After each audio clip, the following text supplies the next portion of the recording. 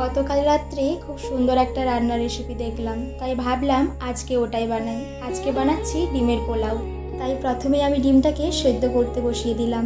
এইদিকে চালটাকে আমি পরিষ্কার করে ধুয়ে জল দিয়ে একটু ভিজিয়ে রেখে দেবো, যাতে সেদ্ধ হতে বেশি সময় না লাগে।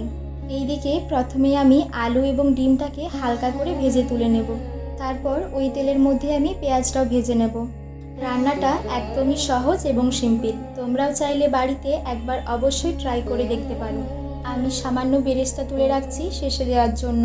এরপর আমি আদা রসুনের পেস্টটা দিয়ে দিচ্ছি। মশলাটা কষানো হয়ে গেলে যে টমেটোটা কাটা ছিল ওটাও এখন দিয়ে দিলাম। এখন আমি একটু গরম মশলা বাটা দিচ্ছি। তোমাদের কাছে যদি গরম মশলার গুঁড়ো থাকে তাহলে তোমরা ওটাই ব্যবহার করতে পারো।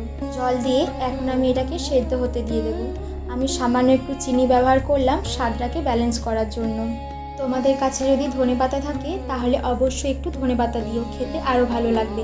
যে বেরেস্তাটা আমি তুলে রেখেছিলাম ওটা এখন ওর মধ্যে দিয়ে দেব, আর দেবো সামান্য একটু কাঁচা লঙ্কা আর ঘি।